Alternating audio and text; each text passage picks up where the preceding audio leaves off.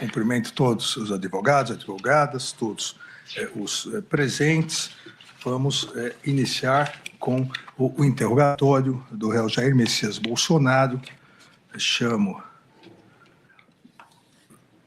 junto com os seus advogados, Celso Vilardi e Paulo Amador. Cumprimento o réu, seus advogados. Recordo novamente, como fizemos mais detalhadamente no primeiro dia, que os réus têm direito ao silêncio e à não autoincriminação, ou seja, não há o compromisso de dizer a verdade. Indago ao réu se tem conhecimento das acusações que lhe são imputadas. Sim, senhor excelência. A primeira parte, sobre a pessoa onde o senhor reside. Gostaria de não declinar, porque eu sou uma pessoa pública e a cidade, posso passar reservadamente. Não, só a cidade. Brasília. A profissão. Militar da reserva. Já foi preso ou processado alguma vez? Pela justiça, não. É casado? Casado. Tem filhos? Sim, senhor. É verdadeira a acusação que lhe é feita? Não procede a acusação, excelência. Tem algum motivo particular a atribuir a acusação imposta na denúncia? Não, senhor. Conhece as testemunhas já inquiridas? Tem alguma suspeição ou impedimento em relação a elas? Conheço muitas delas, nada contra. Então, vamos às perguntas específicas. Eu inicio aqui indagando ao ex-presidente Jair Bolsonaro. Eu vou fazer de forma cronológica. No dia 5/7 de 2022, a reunião ministerial, que já foi várias vezes aqui citado, uma vez que outros réus do Núcleo 1 participaram, o ex-ministro da Justiça Anderson Torres, Paulo Sérgio Nogueira, o ex-ministro da Defesa, e Augusto Heleno, também o ex-ministro da Casa, do GSI.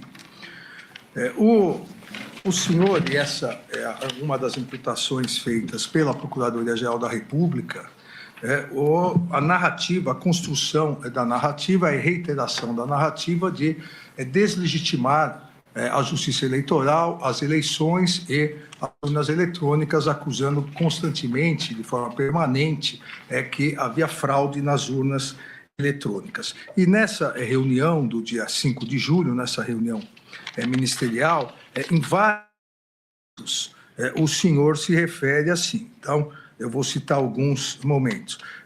Que as eleições, as pesquisas estão exatamente certas, diz o senhor, de acordo com os números que estão dentro dos computadores do TSE, né? Ainda, entre aspas. Está a notícia hoje na imprensa, o Fachin, à época presidente do Tribunal Superior Eleitoral, o Fachin assinou um acordo aí com outros países para vir fiscalizar a eleição. Olha, com todo o respeito a todos vocês aqui, vocês agora irem fiscalizar as eleições, a minha avó, o João das Couves, um marciano, não vai descobrir nada. É tudo perfumaria. É como aquela pessoa que se maqueia muito bem para se parecer bonita, né? Mas se der uma chuvinha, vai tudo por terra. É o que está acontecendo no Brasil.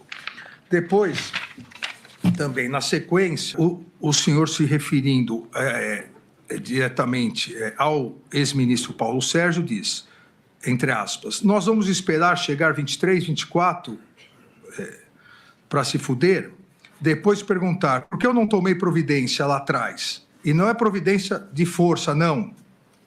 Um palavrão. Não é dar tiro. Ô, Paulo Sérgio, vou botar a tropa na rua, tocar fogo aí, metralhar. Não é isso, porra. Daí para frente, quero todo ministro fale o que eu vou falar aqui e vou mostrar. Se está achando que eu vou ter 70% dos votos e vou ganhar como ganhei em 2018 e vou provar, o cara está no lugar errado. Aqui não tem ninguém com... E continua. Aí mais um trecho, entre aspas. Por que os caras estão preparando tudo, pô? Para o Lula ganhar no primeiro turno, na fraude. Vou mostrar como e por quê. Alguém acredita aqui em Fachin, Barroso, Alexandre de Moraes? Alguém acredita? Se acreditar, levanta o braço. Acredita que eles são pessoas isentas, estão preocupados em fazer justiça, seguir a Constituição? Aí, num outro trecho da reunião, também entre aspas, o nosso Supremo aqui é um poder à parte, é um super Supremo. Eles decidem tudo, fora, muitas vezes fora das quatro linhas. Não dá para a gente ganhar o jogo, né? com o pessoal atirando tijolo da arquibancada em cima dos jogadores nossos, com o juiz que toda hora dá impedimento quando a gente ataca. Mesmo o cara sai driblando na área dele, está fazendo gol, o juiz dá impedimento. Aí, na sequência, também, eu não tenho, entre aspas, eu não tenho dúvida que está acontecendo, não tenho prova de muita coisa, mas tenho dúvida. Essas afirmações que o réu fez nessa reunião, na verdade, elas foram uma sequência de várias afirmações em várias entrevistas. Então, eu queria que o réu esclarecesse qual era concretamente o fundamento que o réu tinha para poder alegar fraudes, que havia fraudes nas eleições, fraude nas urnas eletrônicas, e que os ministros do TSE, citados nominalmente, à época, os ministros do Supremo, que faziam parte do TSE, do ministro Barroso, o ministro Fachin e eu, estariam direcionando as eleições. Sim, senhor ministro. Primeiro, boa tarde, Vossa Excelência, senhor ministro Luiz Fux, senhor Paulo Gonet. Eu fiquei 2 anos como vereador e 28 como parlamentar. A minha retórica sempre foi parecida com isso. Vamos lá. A questão da desconfiança, suspeição ou crítica às urnas não é algo privativo meu. Eu poderia citar vários nomes, citaria apenas alguns aqui. O senhor Flávio Dino, em 2012, quando ele perdeu a eleição, ou 2010, quando ele perdeu a eleição para o governo do Maranhão.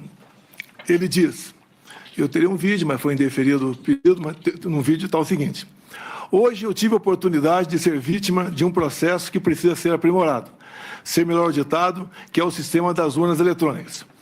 E depois, o senhor acredita que houve fraude? Houve várias modalidades. Palavra do senhor Flávio Dino. Depois também, curiosamente, uma outra inserção no horário eleitoral gratuito do senhor Carlos Lupe. Por que curiosamente? Foi ele que entrou com uma ação no TSE pela minha inelegibilidade, por crítica às urnas eletrônicas. Ele falava em fraude. Mas numa das inserções, aproximadamente 30 segundos, que até hoje está no Facebook dele, ele termina dizendo o seguinte: sem a impressão do voto, não há possibilidade de recontagem. Sem recontagem, a fraude impera. Repito a Vossa Excelência, até hoje isso está lá no Facebook do senhor Carlos Lupe. Eu batalhei muito na Câmara, desde 2012, pelo voto impresso. Consegui aprová-lo em 2015 para 2016. A senhora Dilma Rousseff vetou, a proposta voltou para o Congresso, só na Câmara nós derrubamos o veto, com votos do PT, inclusive. No Senado, algo parecido, também derrubamos o veto. Fiquei feliz que teríamos, em 2018, o voto impresso. Eu não lembro se eu pedi audiência ou o ministro Fux me convidou. Eu fui conversar com ele sobre essa questão. E ele mostrou para mim que 5% das sessões eleitorais do Brasil teriam o voto impresso. Por que 5%? Porque não tinha recurso para mais coisa. E, com o tempo, ia chegar a 100%. Fiquei muito feliz, agradecer ao ministro Fux, me tratou muito bem. Mas, infelizmente, logo depois, por 8-3, o Supremo Tribunal Federal declarou o voto impresso como sendo inconstitucional, porque a impressão do voto poderia ferir a segurança das eleições. Bem, então tivemos o voto normal em 2018. A minha campanha 2018, algo atípico, com todo respeito, nem eu esperava que me eleger presidente, tendo em vista quem eu era. Eu era um parlamentar que não era parlamentar de partido, eu não tinha apoios políticos, mas acabei, então, como desde 2014, após o segundo turno das eleições, eu me lancei pelo Brasil falando que ia disputar a eleição em 2018, acabei me elegendo, sem antes passar por uma facada, quase me levou a óbito. Me permite estender um pouquinho mais essa questão aqui. Pode ficar à vontade. Me elegi presidente, não tinha quem botar na presidência, poucos nomes tinha para botar na presidência, acabei montando o ministério e nós aqui, com pessoas competentes, sem o critério político partidário para botar pessoas lá, fizemos um ministério que é reconhecido por grande parte da população como um ministério excepcional. Fizemos muita coisa. Lei da Liberdade Econômica, o PIX, Água para o Nordeste, Bolsa Família, triplicamos o seu valor, marcos, entre tantas outras coisas. A questão do armamento também, apesar de se acusado de ser um armamentista visando a violência diminuiu quase 30% entre o governo anterior e o meu governo, tendo em vista a política de armamento. Bem, outra coisa importante também, onde comecei a criar inimizades cada vez maiores, desde o começo do meu mandato, foi na escolha de pessoas para compor aqui bancos oficiais estatais.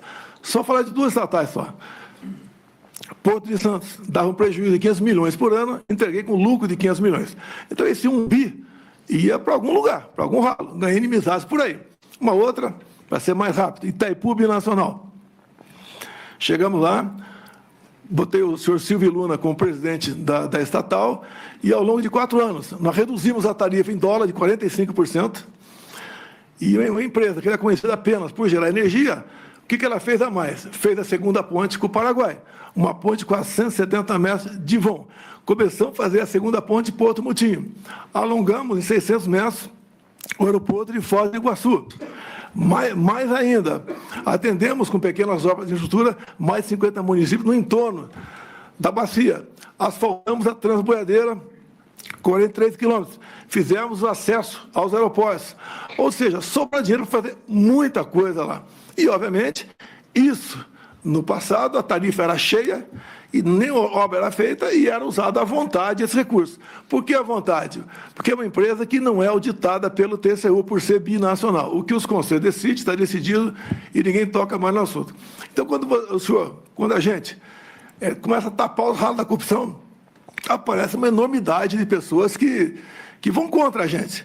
Eu não cortei recurso para a imprensa por ser malvado.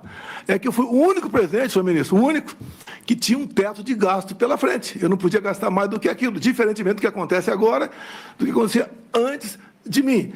Ganhei também, então, uma antipatia enorme da imprensa contra a minha pessoa. E também a questão das pautas dos costumes, né? Eu sou católico, minha esposa é evangélica, e eu sempre preservei a família e a inocência de criança em sala de aula. Mais um foco de atenção contra a gente. E até do próprio Supremo Tribunal Federal, respeitosamente, eu tinha pelo menos uma ação por semana para me explicar em 24 ou 48 horas o porquê daquilo. Mas faz parte da regra. Vossa Excelência, o senhor ministro Fux, aqui do Supremo, não me viram desrespeitar uma só ordem do senhor. Não me viram em nenhum momento eu agi contra a Constituição.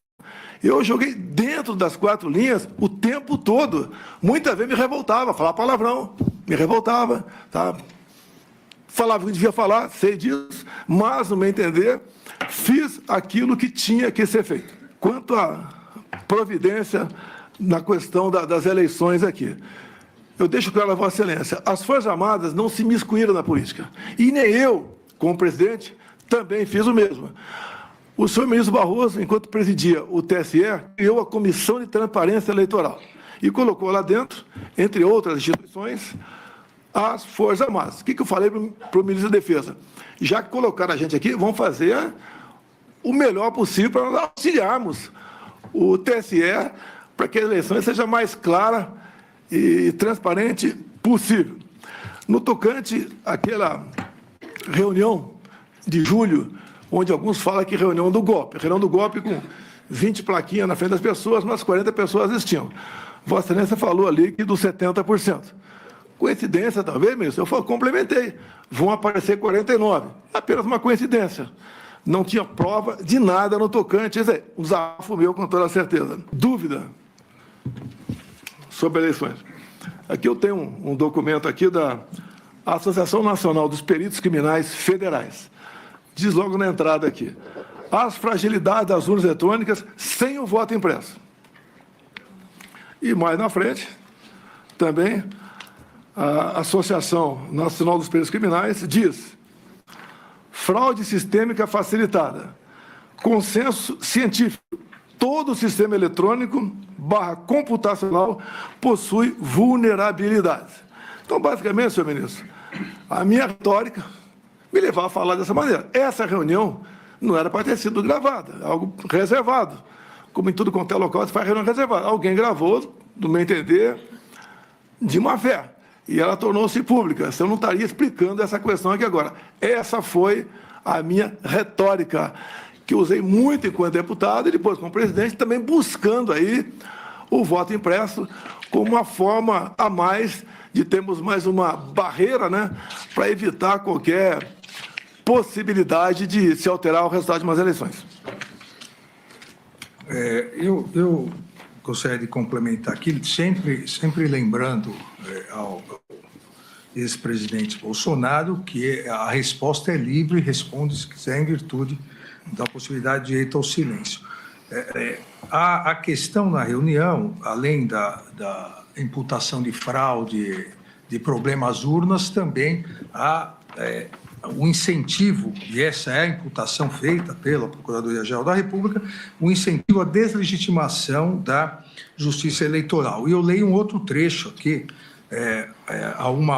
com 1h, 13 minutos e 59 segundos da reunião, onde o senhor disse, entre aspas, pessoal, perder uma eleição não tem problema nenhum. Nós não podemos perder a democracia numa eleição fraudada. Olha o Fachin. O cara não tem limite. E não vou falar que o Fachin está levando 30 milhões de dólares. Não vou falar isso aí. O que o Barroso está levando, 30 milhões de dólares. Não vou falar isso aí. Que o Alexandre de Moraes está levando 50 milhões de dólares. Não vou falar isso aí. Não vou levar para esse lado. Não tenho prova, pô. Mas algo esquisito está acontecendo. Esse cidadão que está aqui é um marxista, advogado do MST. O Alexandre de Moraes, vocês sabem qual é a vida pregressa dele. O Barroso, vocês também sabem. Quais eram os indícios que o senhor tinha que nós estaríamos levando 50 milhões, 30 milhões de dólares? Não tem indício nenhum, senhor ministro. Tanto é que era uma reunião para não ser gravada, um desabafo, uma retórica que eu usei. Se fosse outros 3 ocupando, teria falado a mesma coisa. Então, me desculpem, não tinha essa intenção de acusar de qualquer desvio de conduta dos senhores 3. Se eu puder complementar. Por favor. Por ocasião das eleições, agora propriamente dito, logo um pouco avante isso aí. Acredito, senhor ministro, que foi um pouco disfuncional. Eu não pude, por exemplo, por decisão do TSE, fazer live do Alvorada. Eu tinha que ir na casa de um conhecido para fazer uma live. Eu não pude, por ocasião do horário eleitoral gratuito, usar as imagens de 7 de setembro, usar as imagens minhas na ONU, usar imagem do outro candidato lá na comunidade do Rio de Janeiro, usando o gorro do CPX. Eu não podia usar imagens do enterro da rainha Elizabeth. Eu não podia, basicamente, fazer nada, quase tudo proibido. Houve decisão também que eu não podia baixar o preço do combustível, como se eu fosse baixar na canetada, isso aí. Eu fui acusado de muita coisa, inclusive pedófilo durante esse período. Agora, o outro lado, podia tudo, até me acusar de genocida. Então, tudo isso aconteceu. Quando eu não pude usar as imagens do Lula ali, defendendo o aborto, ou ao lado de ditadores, isso prejudicou a minha campanha. Eu queria mostrar também a imagem dele em 2009, defendendo lá o Irã enriquecer urânio acima de 30% para fins pacíficos, segundo ele. Eu fui tolhido. O maior prejuízo que eu tive, no meu entender, foi não poder usar imagens do 7 de setembro. Com todo o respeito, acredito que isso tudo pesou contra a gente. E no mais, né? 3 resoluções do TSE, que tem que entrar para valer, tem que entrar em vigor de março para trás, do ano das eleições, valeram, inclusive, uma editada entre o primeiro e o segundo turno.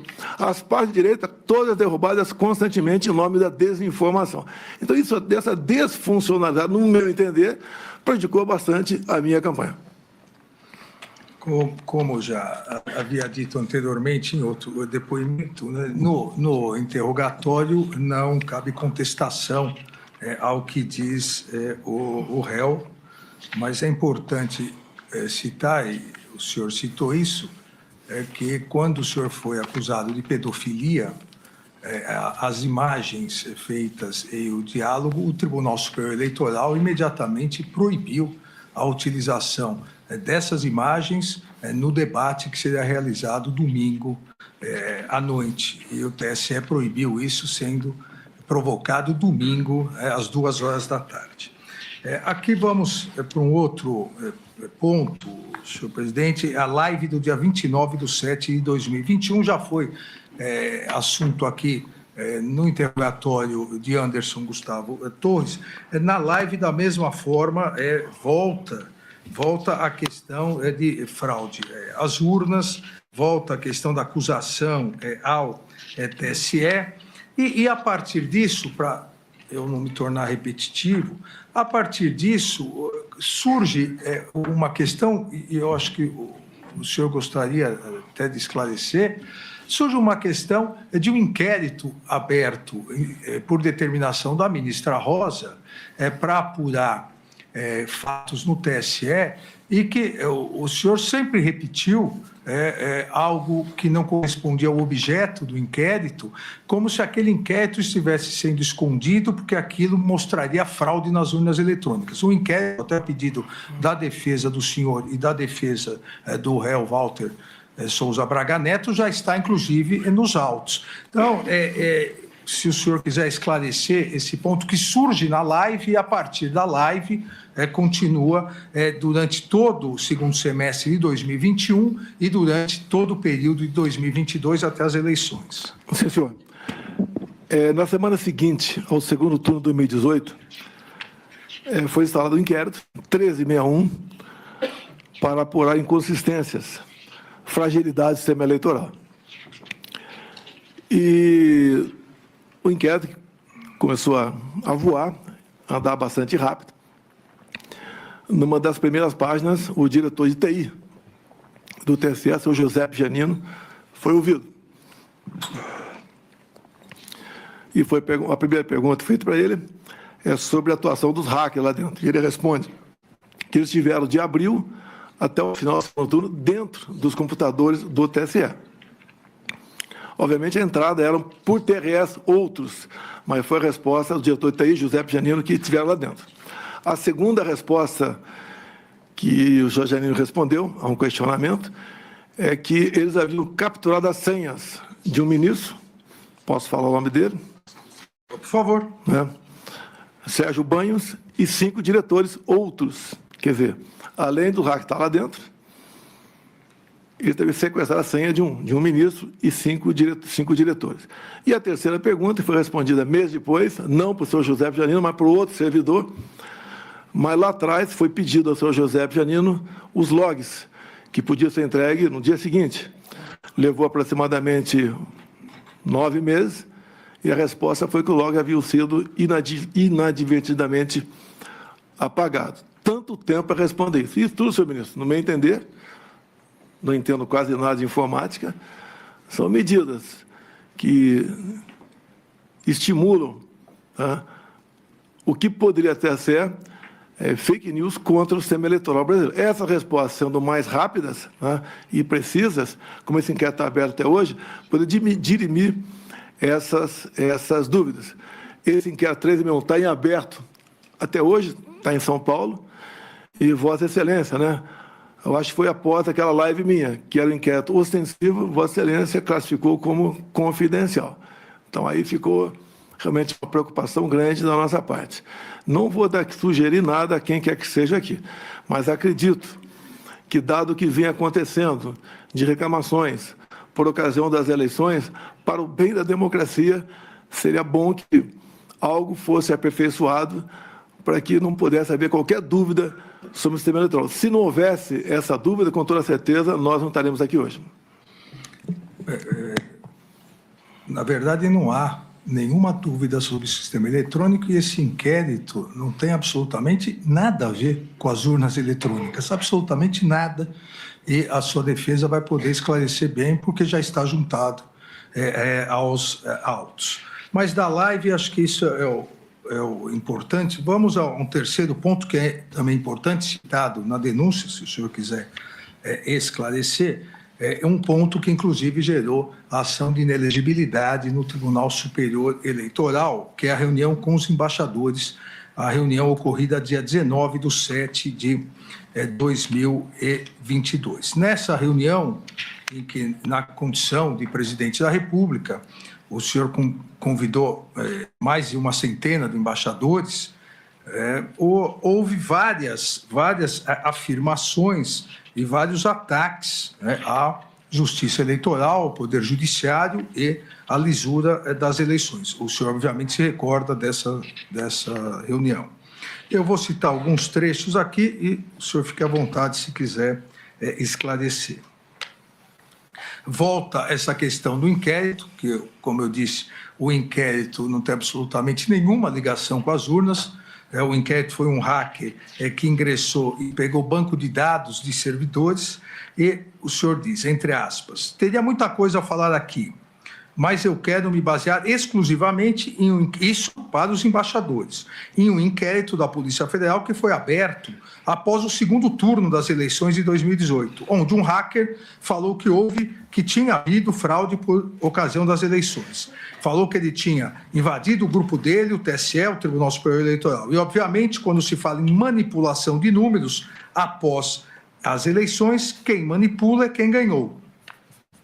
Aí também uma outra questão sobre isso. Tudo começa nessa denúncia que foi de conhecimento do Tribunal Superior Eleitoral, onde o hacker diz claramente que ele teve acesso a tudo dentro do TSE. Disse mais, obteve acesso aos milhares de códigos-fonte, que teve acesso à senha de um ministro, bem como de outras autoridades, várias senhas ele conseguiu.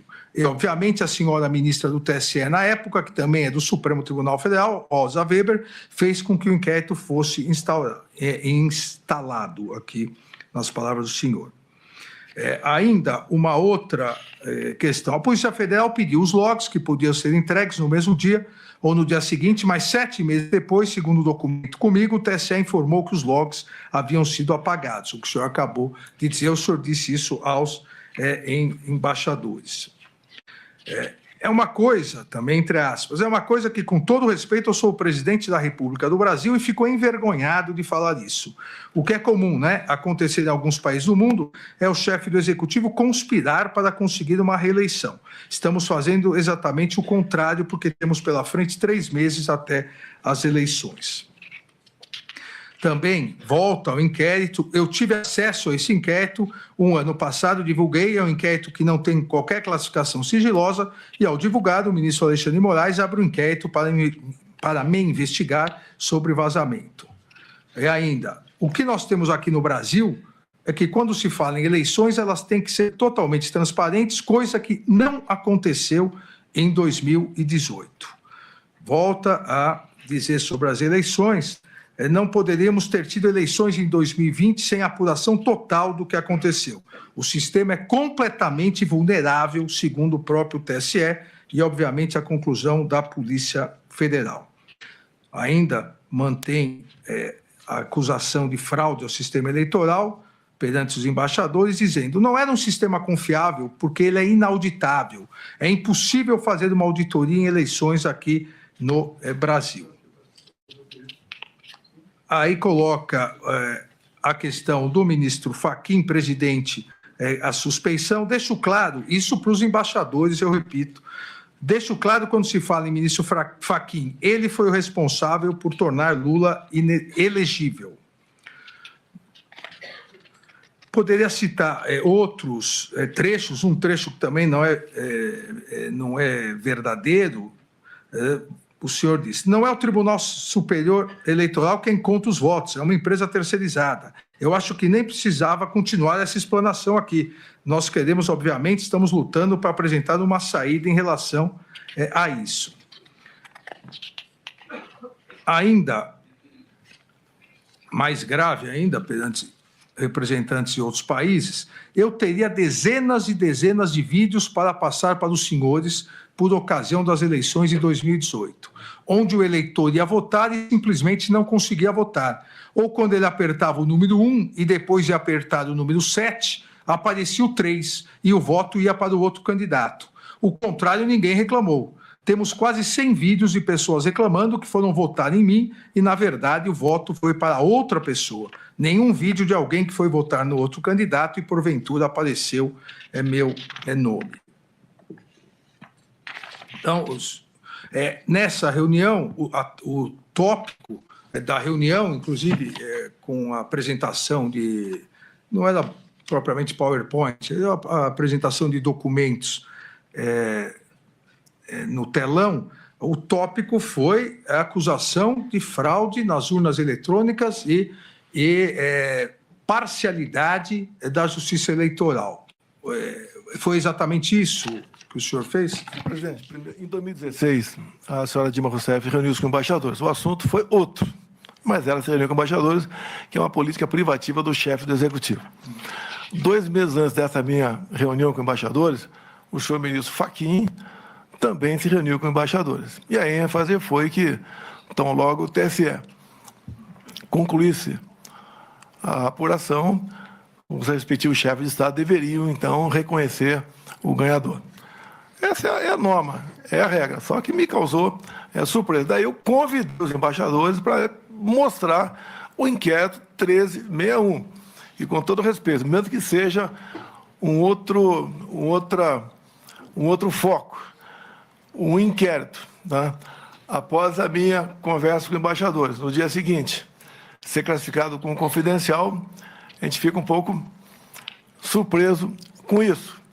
E, obviamente, não foi de agora, não foi enquanto o presidente Jair Bolsonaro. Desde 2012, no mínimo, eu sempre lutei pelo voto impresso. Nós estávamos na iminência de aprovar uma PEC dentro da Câmara dos Deputados que tratava do voto impresso. A autoria da deputada Bia Kiss, o relator, o deputado Felipe Barros. Quando, então, o senhor ministro Barroso foi lá para o parlamento, conversou com lideranças, no dia seguinte foram trocados os componentes da comissão especial, nós perdemos a votação na comissão, depois o presidente resolveu levar para o plenário, ganhamos, mas não com voto qualificado. Então, essa questão do voto impresso é uma coisa minha desde há muito tempo, como foi do Flávio Dino, como foi de outras personalidades, a mais variada possível, a maioria de esquerda. Então, se eu exagerei na retórica, devo ter exagerado com toda certeza. Mas a minha intenção, meu objetivo sempre foi mais uma camada de proteção para a questão das eleições, de modo que evitasse qualquer conflito, né? Qualquer suspeição. Lembro ainda que em 2014, quando Aécio Neves perdeu para a senhora Dilma Rousseff, foi contratada pelo PSDB uma auditoria externa. E a conclusão da auditoria externa foi que as urnas são inauditáveis. Ou seja, senhor ministro, com todo respeito, nós temos muita coisa ao nosso lado mostrando que esse sistema que está aí carece de um aperfeiçoamento, como existe, por exemplo, no Paraguai. No Paraguai, a eleição, no meu entender, ideal, o papel da urna, como passou a existir nas últimas eleições, até na Venezuela, que foi permitido lá notar que algo de anormal estava acontecendo. Nós não podemos esperar que aconteça isso no Brasil para tomar uma providência. Me permita aqui, eu estou baseado, as minhas críticas, eu posso ter exagerado na forma, na entonação, mas na Associação Nacional dos Peritos Criminais Federais, não sou eu que, da minha cabeça, se bem que acredito, com todo respeito, pela imunidade parlamentar, pelo fato do parlamentar ele poder usar das palavras, voto, à vontade, eu poderia lá atrás, como sempre falei isso aí, talvez esse vício eu tenha trazido para o Poder Executivo. E repito mais uma vez aqui, são dos peritos, né? Mais uma vez, fraude sistêmica facilitada, consenso científico, todo o sistema eletrônico computacional possui vulnerabilidades. A intenção minha não é desacreditar, sempre foi alertar para aprovar. Hoje o clima está tão esquisito, até dentro do parlamento, que quando se busca uma assinatura para uma PEC do voto impresso, o parlamentar tem medo de assinar a PEC. Tanto é também, senhor ministro, talvez você esteja sabendo, um projeto de reforma eleitoral está no Senado Federal já na reta final. E lá tem um artigo que diz que todo aquele que duvidar, como eu duvidei aqui, do sistema eleitoral, pena 7 anos de reclusão. Eu acho que isso não é democracia, não é o que nós queremos. Nós queremos, com toda certeza, a Vossa Excelência quer e acredita no sistema. Tudo bem, a opinião do senhor, a minha opinião por lá de cá também. Nós devemos buscar aí maneira de evitar que isso aconteça. Repito, se tivéssemos um voto semelhante do Paraguai ou das urnas agora da Venezuela, nenhum de nós estaria nesse momento, para mim, bastante desagradável estar perante a Vossa Excelência nessa circunstância. Agradeço a resposta.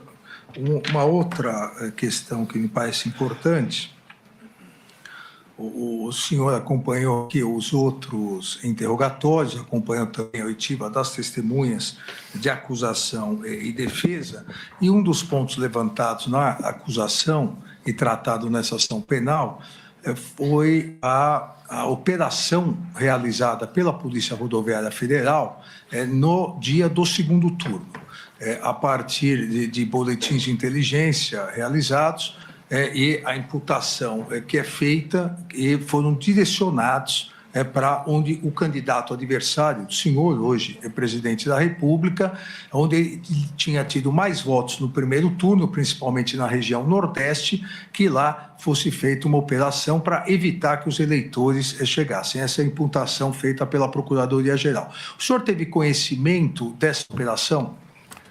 Não, senhor. O senhor nunca conversou com isso com o ex-diretor-geral da PRF, Silvinei? Não, de vez em quando eu conversava com ele. Não, sobre isso. O que eu fiquei sabendo sobre isso, após o ocorrido, é que nenhum eleitor deixou de votar nessas regiões, é o que eu fiquei sabendo depois. Uma outra questão importante, o senhor já tocou nesse assunto, mas acho que é bom esclarecer alguns pontos. A Comissão das Forças Armadas, que participou durante o período eleitoral, sob a interlocução que era feita no Tribunal Superior Eleitoral, tanto na presidência do ministro Fachin, de fevereiro a agosto, quanto na minha presidência, era por meio do ministro, então o ministro Paulo Sérgio Nogueira de Oliveira. Ele foi o responsável por, digamos assim, coordenar essa comissão e levar o relatório final, as conclusões dessa comissão. O senhor mantinha contato com eles, o ministro da Defesa, sobre essa comissão?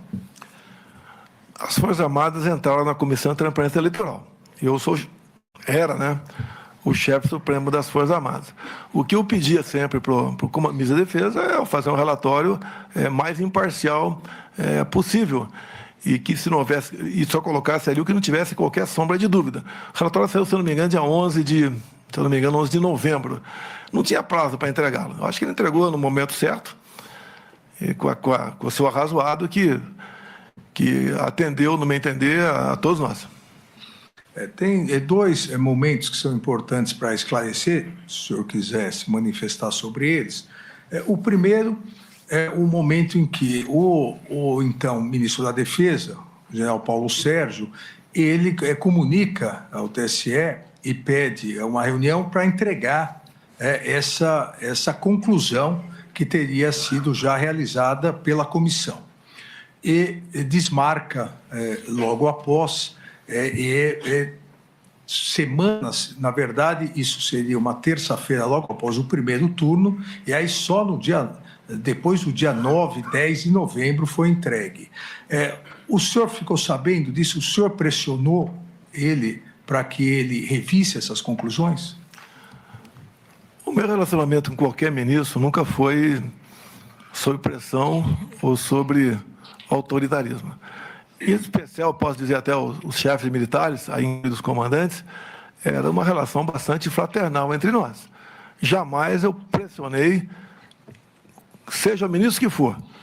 E também, obviamente, nesse grupo aqui, o ministro Paulo Sérgio, o nosso ministro da Defesa. Então, não houve pressão em cima dele para fazer isso ou aquilo. Nós conversávamos sobre o ocorrido, né? E o relatório dele contou com o meu acordo. Mas o senhor chegou a conversar com ele logo após o primeiro turno, pedindo para que ele aguardasse o segundo turno para enviar o relatório que já estaria pronto? Não me lembro de ter agido dessa maneira, mas devia ter uma norma. Se tivesse que apresentar logo ao primeiro turno, escrito em algum lugar, ele teria apresentado. Eu acho que não existia isso lá no documento que criou a Comissão de Transparência Eleitoral. E a segunda questão importante a esclarecer sobre esse tópico, após a apresentação do relatório, das conclusões da Comissão das Forças Armadas, o Tribunal Superior Eleitoral emitiu uma nota em relação a essas conclusões. E houve uma espécie de réplica do Ministério da Defesa, dizendo que, apesar de ter entregue aquele relatório que não apontava nenhuma fraude, nenhuma vulnerabilidade, não poderia dizer que isso não poderia vir a ocorrer. O senhor chegou a conversar com o então ministro da Defesa para que ele soltasse essa nota? Eu tomei conhecimento disso, teve minha aquiescência. Agora, como diz aqui no relatório aqui da Associação Nacional de Peritos Criminais, né? Todo o sistema eletrônico possui vulnerabilidades. O que não é vulnerável hoje pode ser amanhã. Então, passou a ser uma preocupação nossa, porque estavam inseridos dentro do processo eleitoral via a comissão criada pelo ministro Barroso.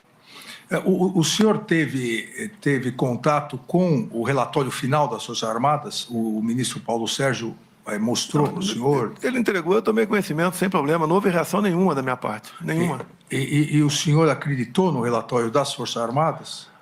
Como a partir do momento que não tem prova de nada, a gente acredita. E vamos, da minha parte, vou continuar, né, enquanto for possível, buscando colaborar com o TSE, que não haja qualquer dúvida, pode até não ter havido nada no passado, mas a dúvida, eu acho que ela faz parte da nossa vida, faz parte da democracia, a crítica, e assim a gente vai continuar agindo, mas sem nenhuma intenção de afrontar o poder, aí, o judiciário no caso. Vamos a um outro tópico importante, a reunião do dia 7. Na verdade, as reuniões antecedentes e depois a reunião do dia 7 de dezembro.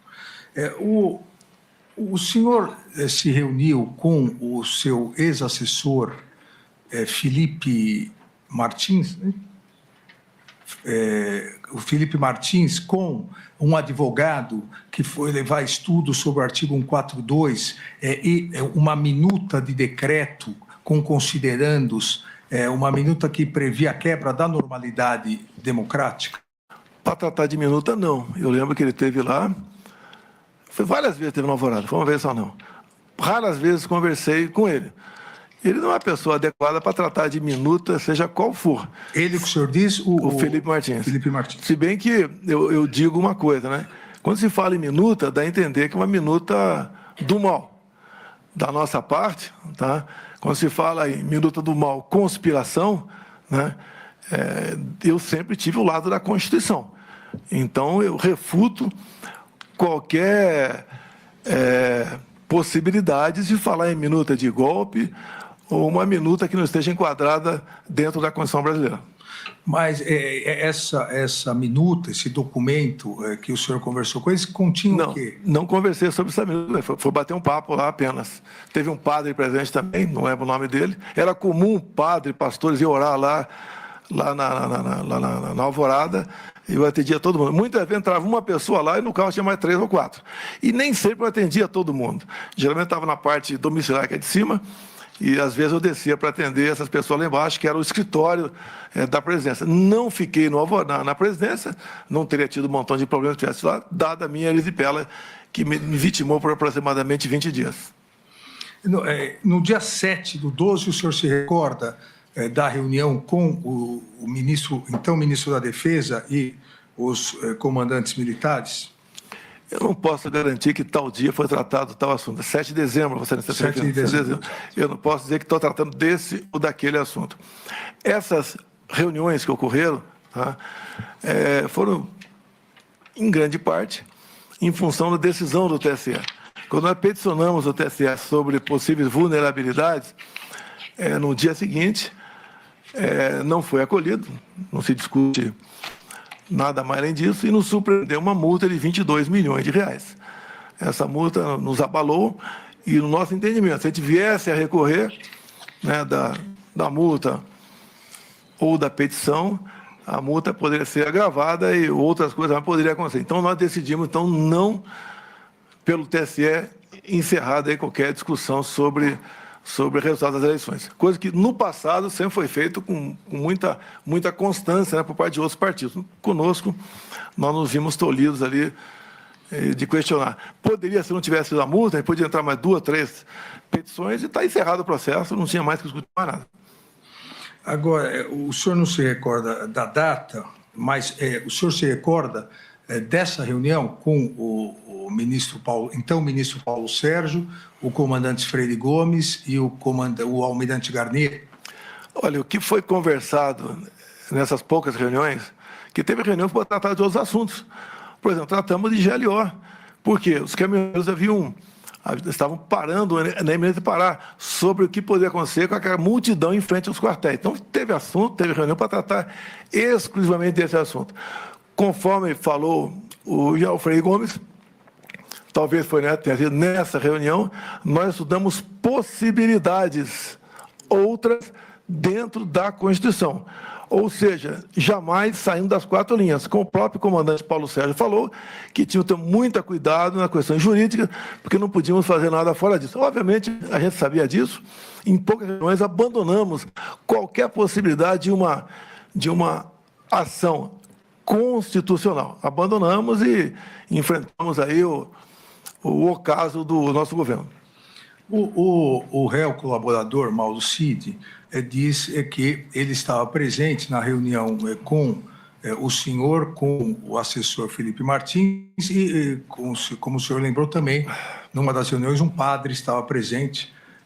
E nessa reunião foi-lhe apresentado uma minuta, um documento com vários considerandos e algumas previsões, e o senhor teria, aqui entre aspas, nos termos utilizados pelo réu colaborador, o senhor teria enxugado essa minuta, esse documento, tendo feito algumas alterações. O senhor se recorda disso? Eu queria ter acesso a essa minuta.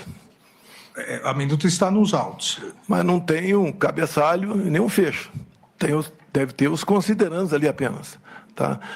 Isso foi colocado numa tela de televisão e mostrado de forma rápida ali. Mas a discussão sobre esse assunto já começou sem força, de modo que nada foi à frente. A ideia que alguns levantavam seria um estado de sítio, por exemplo. Até ouvi o ministro Fux questionando o coronel Cid aqui, se foi assinado ou não. Estado de sítio, né, como reza a nossa Constituição. Primeiro, o senhor tem que ter um fato, obviamente, né? E depois convocar os conselhos da Defesa e da República, coisa que não foi feita. Então, quando alguns falam que foi dado o início é a convocação dos conselhos. Quem compõe esses conselhos? O presidente da Câmara, o presidente do Senado, o líder da maioria na Câmara e no Senado, o líder da maioria, indicados pela população, alguns ministros. Ninguém foi convocado para participar de uma possível início de uma proposta de sítio. E vamos supor que tivesse sido convocado. O presidente encaminharia uma mensagem para o Congresso pedindo autorização para assinar um decreto. Então, não existe essa possibilidade que era o presidente assinar o decreto, porque tal comandante de força não queria, outro queria. Não existiu isso daí. O que existiu na prática foi, como nós fomos impedidos de recorrer ao TSE com preocupação de uma penalidade mais alta do que ocorrida aquelas de, se não me engano, 23 de novembro, nós buscamos alguma alternativa na Constituição e achamos que não procedia e foi encerrado. Agora, em função disso, apesar dessas reuniões, a não ser essa do dia 7, talvez aqui, todas as demais serem reservadas, eu, ministro da Defesa e 2 ou 3 comandantes, as ilações, o que estava tratando tratar lá dentro, corria solto. Então, a gente lamenta as ilações, mas em nenhum momento eu, ministro da Defesa ou os comandantes de força, sequer pensamos em fazer algo ao arrepio da lei ou arrepio da nossa Constituição. Mas eu entendi a sua resposta, mas eu gostaria de saber, até porque no dia 26 de março, agora, desse ano, 2025, após o recebimento da denúncia do Núcleo 1, inclusive contra o senhor deu uma entrevista coletiva, e na entrevista coletiva o senhor disse que teve acesso a essa minuta, a esse documento, que leu essa minuta, esse documento. Então, eu gostaria, se for possível, desse esclarecimento. Chegou uma minuta, um documento, um esboço, como o senhor queira chamar, por parte do assessor Felipe Martins, o senhor teria enxugado, alterado alguma coisa e teria, nessa reunião do dia 7, mostrado ao comandante, ao almirante Garnier, ao ministro, então, o ministro Paulo Sérgio e ao comandante Freire Gomes? Não procede o enxugamento, né? Tinha os considerandos. Tanto as informações que eu tenho é que não tenho na fotografia do telefone do Coronel Cid, não tenho o cabeçalho, nem o fecho ali. Eu conheço muito bem o Felipe Martins. Se ele tivesse participado de qualquer coisa, eu saberia precisar aqui qualquer contato com ele. Não procede. Eu vi agora há pouco o advogado do Anderson Torres, doutor Demóstenes, falando que talvez tenha sido um coronel, citou o nome dele, que tenha passado aquela matéria lá. Então, eu quero isentar aqui, por questão de consciência, o Felipe Martins. Sobra o advogado o Anderson Torres é o doutor Novak, do Almirante Garnier é o doutor Demóstenes. Eu me equivoquei, doutor. Tirando aqui o Felipe Martins desse momento, mas nessa reunião o senhor mostrou ao comandante Freire Gomes algum documento, como ele disse. Foi passado na tela. Foi passado na tela. Os conselheiros de forma bastante rápida ali. Não havia, da nossa parte, uma gana de procurar, mesmo sendo, vamos supor que viéssemos encontrar remotamente algo na Constituição, não existia essa vontade. O sentimento de todo mundo é que não tínhamos mais nada o que fazer. Se tivesse ser feita uma coisa, seria lá atrás, via Congresso Nacional, não foi feito, então tínhamos que entubar o resultado das eleições e poder até a Vossa Excelência perguntar por que não passou a faixa. Eu não ia me submeter à maior vaia da história do Brasil. Só de concordar comigo. Eu me submeti a um... mas eu não iria perguntar para o senhor. Então, não, eu sei que o senhor ia perguntar. Mas seria uma explicação. Porque alguns dizem que muita coisa aconteceu porque eu não passei a faixa. Não passei porque não me submeter a passar a faixa para esse atual mandatário que está aí. O comandante, o então comandante do Exército, Freire Gomes, disse que em determinado momento ele...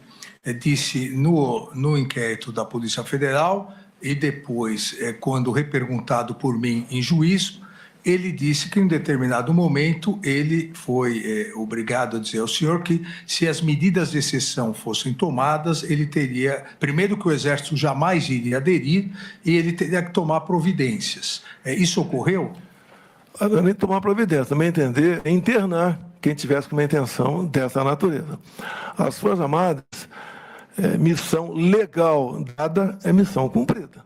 Missão ilegal não é cumprida. Agora, em nenhum momento, como vi depois nos autos,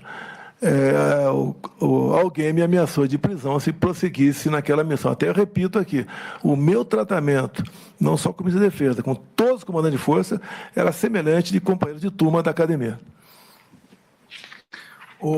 Nessa reunião ainda, e o senhor acompanhou hoje o interrogatório do Almirante Garnier, nessa reunião, em algum outro momento, o Almirante Garnier colocou as tropas da Marinha à sua disposição? Em hipótese alguma. Não existe isso. Até eu digo a Vossa Excelência, se nós fôssemos prosseguir no estado de sítio, ou até mesmo a defesa, as medidas seriam outras.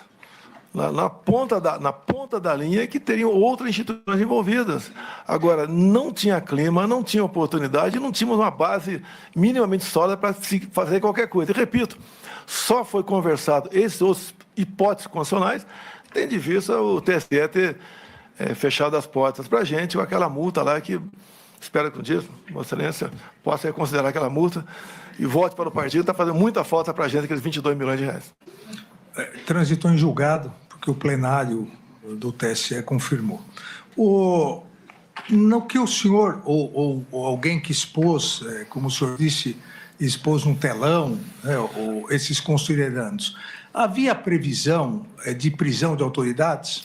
Só tinha considerandos lá, então não se fala em o que tem na cabeça e lá no fundo, tinha apenas considerandos. Então, o senhor nunca teve contato com um minuto, um documento ou um esboço que previa a prisão de autoridades e intervenção na Justiça Eleitoral? Falar contra autoridades, isso aí... Não, prisão contra autoridades. Falar contra autoridades, sugerir prisão, isso aí, na nossa reunião não está previsto isso. Não houve isso. Não está previsto isso. Nem a intervenção da Justiça Eleitoral com a criação de uma comissão eleitoral. O que estava previsto, repito a Vossa Excelência, eu gostaria de ter acesso ao documento para discuti-lo. Se eu não estou tendo acesso, eu não tenho como discuti-lo. Porque as conversas eram bastante informais. Não era algo proposto aqui, vamos decidir, nada disso aconteceu. Era conversa informal, ver se existia uma hipótese de um dispositivo constitucional para nós atingirmos aqui um objetivo que não tínhamos atingido no TSE. Isso foi descartado logo na primeira e segunda reunião. O senhor teve conhecimento da reunião ocorrida no dia 14 do 12, convocada pelo então ministro da Defesa, general Paulo Sérgio, em que ele convocou os 3 comandantes das forças e apresentou também um documento? O senhor teve contato, o senhor teve conhecimento disso? Olha, o senhor da Defesa tinha liberdade para conduzir o seu ministério. Qualquer reunião que ele, porventura, fosse fazer, não tinha que dar conhecimento a mim, a não ser que tivesse uma repercussão outra, né? Eu desconheço que ele tenha dado informações para mim dessa reunião do dia 14. Então, o senhor não ficou sabendo dessa reunião, nem do que foi tratado nessa reunião? O senhor ministro dá a entender que tudo que aconteceu em novembro e dezembro envolvendo Forças Armadas era questão eleitoral. A vida continuava no Brasil. Eu assinei mais de 10 decretos, vários projetos de lei. Tivemos problemas com os caminhoneiros. Uma das vezes eu conversei, não sei qual foi, chefe militar, foi ministro da Defesa, porque eu fiz um vídeo pedindo a desmobilização dos caminhoneiros. Se não me engano, foi dia 1º ou 2 de novembro. Se eu quiser tumultuar o Brasil, é só virar as costas. Tínhamos quase 1.000 pontos de paralisação pelo Brasil. E eu não me omiti. Eu fiz o vídeo, gostaria de passá-lo aqui, não é possível, para exatamente desmobilizar essa questão, e tivemos sucesso. Faltou alguns que não saíram, daí foi conversado, não sei com qual chefe militar, a forma de abordá-los. Porque, às vezes, o militar quer chegar de uma certa forma e a minha opinião é diferente. Então, conversamos sobre essa possibilidade. Mas, graças a Deus, esse movimento dos caminhoneiros, que abalou muito o governo Temer lá atrás, até na questão econômica, e eu falei nesse meu vídeo, né? A gente não pode parar o Brasil, porque as consequências nefastas da economia serão horríveis para todos nós brasileiros. E o nosso método de agir nunca foi o que o outro lado sempre fazia. Nós aqui nunca invadimos patrimônio público, os 4 anos do meu governo, nós não prejudicamos o direito de ir e vir, as nossas manifestações na Paulista, em Copacabana, em outros locais, não teve uma lata de lixo virada, o senhor vai na delegacia, não tem o boletim de ocorrência de um só telefone furtado ou roubado, ou seja, nós somos diferentes. Então, essa dos caminhoneiros, apesar de eles estarem ali manifestando uma insatisfação, não seria dessa forma que nós aí buscaríamos atingir o nosso objetivo. Eu sempre defendi qualquer manifestação pacífica, seguindo a norma, a regulamentação, as leis, avisando as autoridades, e daí as nossas manifestações, até uma vez o ministro Fux estava no Supremo, estava preocupado com o 7 de setembro, eu falei, fica tranquilo, nosso pessoal não tem esse problema. Mas mesmo assim, ministro, tinha um batalhão lá embaixo, lá na garagem, da presidência da República, né? Porque a gente nunca sabe que pode acontecer algum imprevisto. Então, ao longo de 4 anos, senhor ministro Alexandre de Moraes, o senhor não viu uma só ação provocada por mim e desagou num local num outro rio que nós não achamos que fosse não o ideal. Então, fizemos a coisa certa, sempre cumprindo a Constituição, com respeito, com tranquilidade, com Deus no coração, com a bandeira do Brasil, e fizemos a nossa parte ao longo de 4 anos. Por isso, uma aceitação grande, né? Acredito eu, em especial as viagens que eu faço pelo Nordeste, pretendo na quinta, sexta, sábado, estar no Rio Grande do Norte, visitando aí uns 8 municípios.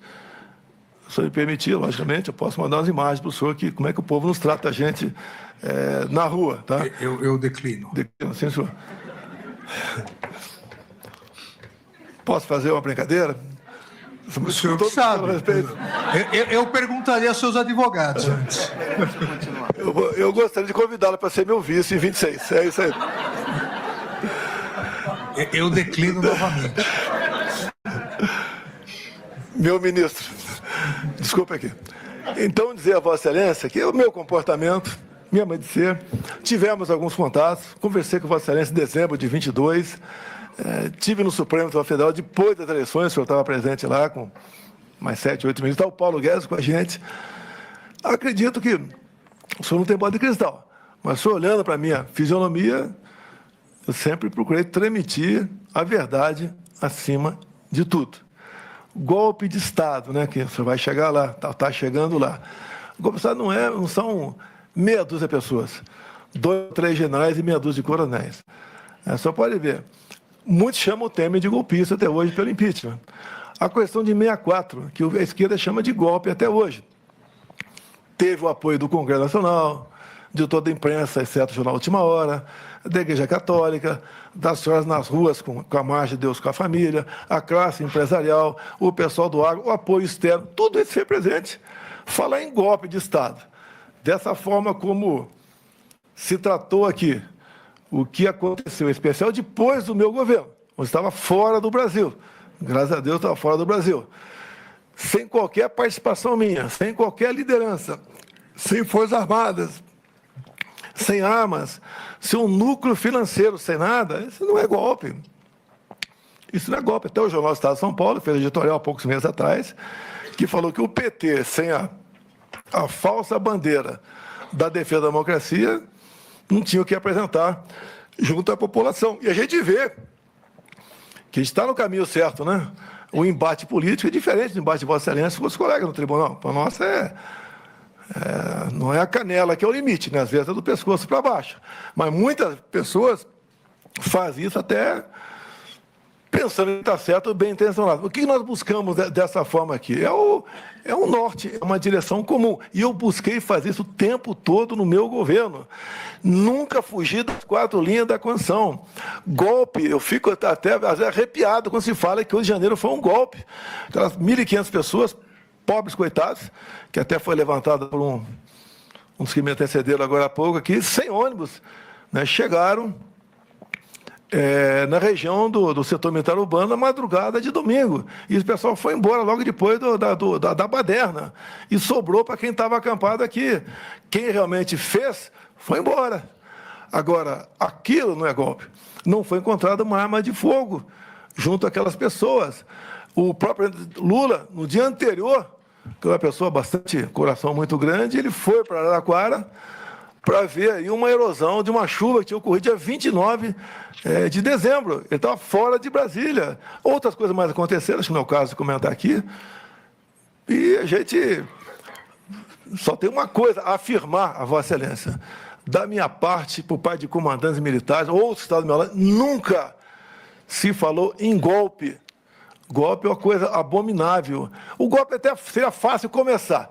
O after day, que é simplesmente imprevisível e danoso para todo mundo. O Brasil não poderia passar por uma experiência dessa. E não foi sequer cogitado essa hipótese de golpe no meu governo. Ainda, só para encerrar essa questão da reunião do dia 14, que o senhor não ficou sabendo dela, depois da reunião, o comandante Freire Gomes ou o comandante Batista Júnior foram conversar com o senhor sobre isso ou não? Eu não estou lembrado se foram conversar. Sei que o brigadeiro Batista Júnior, quando a gente conhece as pessoas, depois que dá o poder ou quando perde o poder, né? Ele foi cuidar da vida dele. Ele só comparecia, no meu entender, a qualquer evento se fosse... Nunca convoquei ninguém convidado. Agora, conversei sim com militares, às vezes de forma isolada, até para ter uma noção da conjuntura, o que estava acontecendo, trocar informação. Que, ministro, quando o senhor perde uma eleição, ministro, é um vazio que o senhor não imagina. E a gente conhece os amigos exatamente nesse momento, né? Pouca gente procura, o pessoal quer distância, e eu aproveitava, nem falava com muitos para não importuná-los. Então, esse vazio, muitas vezes, era preenchido aqui com a visita, com a conversa amigável entre eu e alguns oficiais generais das Forças Armadas. Mudando aqui um pouco de tópico, mas dentro do que foi imputado ao senhor pela Procuradoria-Geral da República, a questão da desinformação e a deslegitimação da Justiça Eleitoral, o senhor se reuniu com o hacker Delgatti e com a deputada Zambelli, que teria levado esse hacker, sugerindo que ele poderia invadir o TSE, e o senhor teria encaminhado a uma reunião no Ministério da Defesa para ser recebido pelo general Paulo Sérgio? Olha, a Carla Zambelli levou o hacker, eu recebi, não entendo nada de informática, não senti confiança nele, como de praxe, né? De acordo com o Ministério, eu encaminhei o hacker a ir para a Comissão de Transparência Eleitoral e nunca mais tive contato com ele. O senhor teve algum retorno Não. do general Paulo Sérgio sobre eventual reunião? Nem sei se foi recebido na defesa ou não. Algum retorno da deputada Zambelli também? Não. Falando ainda em reuniões interessantes, o senador Marcos Duval e o ex-deputado Daniel Silveira, eles procuraram o senhor para uma reunião para consultar o senhor. Na verdade, primeiro, o ex-senador Marcos Duval procurou o senhor com o deputado dizendo que teria uma gravação contra mim e depois pedindo apoio para fazer uma gravação clandestina. O senhor se recorda disso? Eu recebi o senador, é um senador da República, até aquela data é um senador normal, e também o Daniel Silveira. Tá? Ouvi e despachei, e de repente eu recebi um zap que encaminhou para mim, e deve ter encaminhado a Vossa Excelência também, pelo que eu fiquei sabendo ali. E eu respondi para ele embaixo, né? Coisa de maluco. E não toquei mais no assunto, e nunca mais recebi ou conversei. Propostas lá, eu não sequer prestei atenção, mas nada disso foi aventado dessa possibilidade de gravar. O que foi falado para o Marcos Duval é que ele tinha uma certa liberdade com Vossa Excelência. Tá? E, da minha parte, não partiu nada no tocante a isso. A partir daquele momento, o senador ali não fez mais parte de qualquer contato comigo, tendo em vista ali o vazio da conversa que ele teve juntamente com o Daniel Silveira. Ainda um esclarecimento sobre uma outra reunião, essa após o período eleitoral. O senhor convocou ou convidou o general Teófilo para uma conversa diretamente com o senhor, sem a intermediação do comandante Freire Gomes? Olha, a família Teófilo é muito grande. Tem um mais antigo que eu, 1 ano, que foi candidato a governador pelo Ceará, junto comigo lá atrás da presidência. Tem outro mais novo um pouco que serviu comigo. E tem mais 2 irmãos. Então, a família tradicional. E eu convidei o Teófilo para bater um papo, fazer uma análise da conjuntura, trocar uma ideia pela consideração que eu sempre tive para com a família dele. Nada mais além disso. Agora, quando eu convido alguma pessoa, o que é natural se ele, na cadeira que tem alguém acima, ele participa, que foi convidado para conversar comigo. Sem nenhum problema a conversa com o João Teófilo.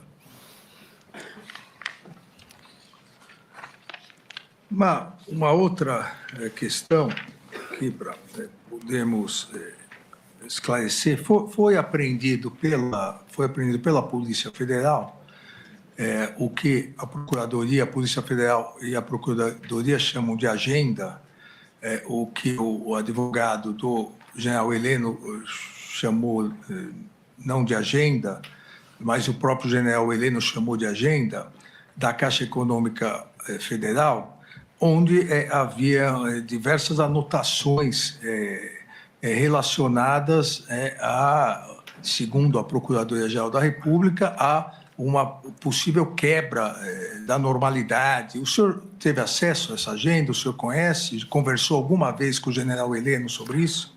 O general Heleno é um dos homens mais respeitados nas Forças Armadas e fora dela. Nunca tivemos qualquer conversa fora da institucionalidade ou fora da legalidade. Continuando aqui em relação ao general Heleno,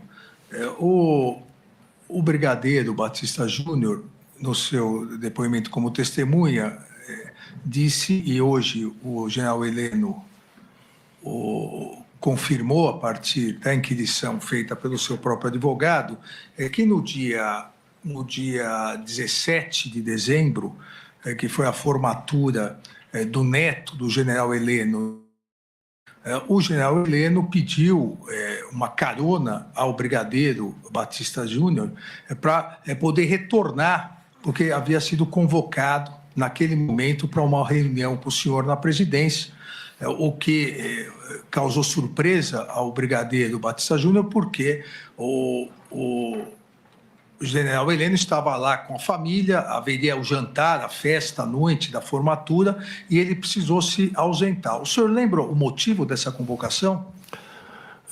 Senhor ministro, eu sou apaixonado pelo general Heleno, confesso. Por vezes também eu estava em eventos e eu dava uma desculpa, olha, minha sogra está me chamando, eu vou ter que ir embora agora. Tá? Eu me lembro de ter telefonado para o general Heleno, talvez tenha telefonado para ele. Se ele falasse, eu estou aqui na formatura, eu ia falar, general, deixa para a semana que vem, ou 2 dias depois da manhã.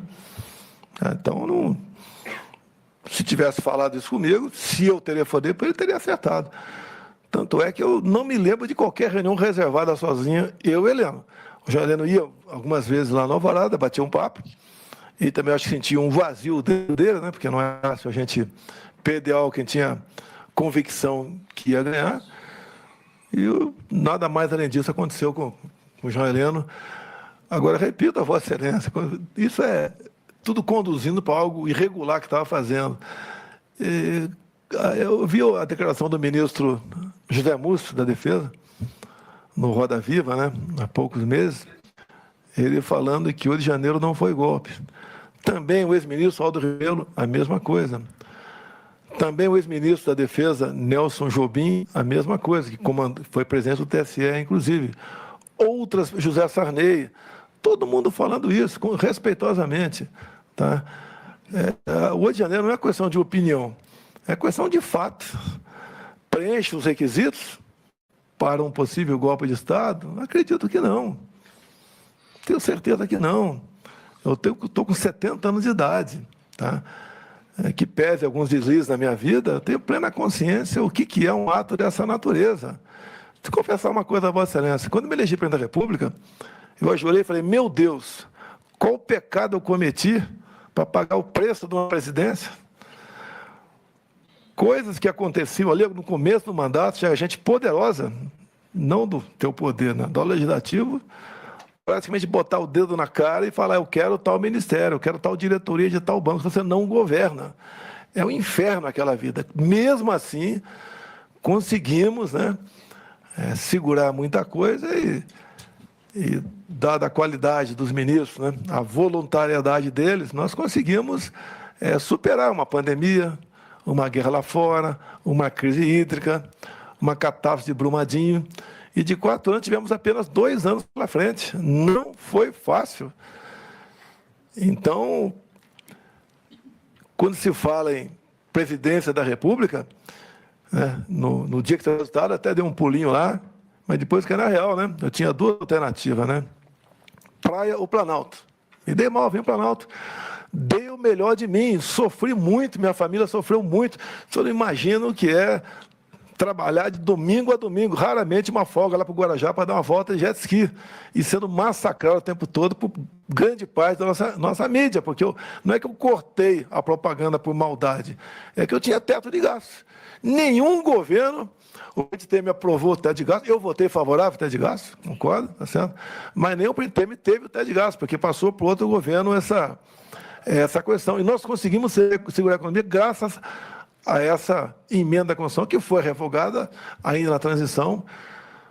O senhor pode ver, foi revogada na transição. Na transição mesmo, os deputados não estão mais com o senhor. O senhor é presidente, mas o senhor está ali chupando um bagaço de cana o tempo todo. Ou seja, fizemos a nossa parte, demos tudo de mim. Me permita confessar uma coisa, Vossa Excelência, acho que vale a pena até para quem está nos ouvindo aqui. Meados do governo chegou um deputado, chamou de apelido, né? Ele tinha um apelido, né? Quando era deputado. Ele falou, você precisa arranjar uma grana para quando você deixar aí o governo.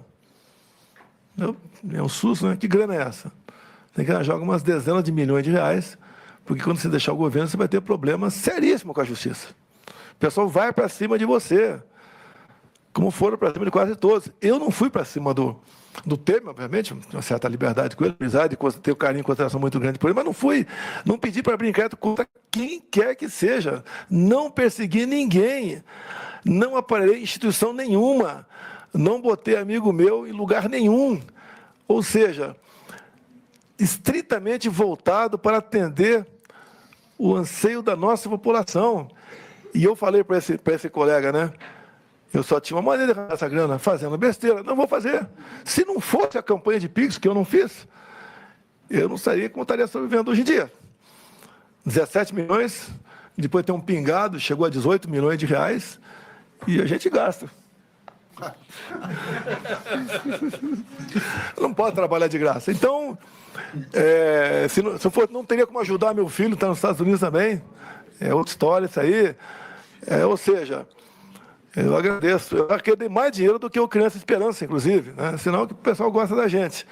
Mas eu, senhor ministro, do coração, fiz e dei o melhor de mim na presidência, mesmo não esperando se eleger presidente.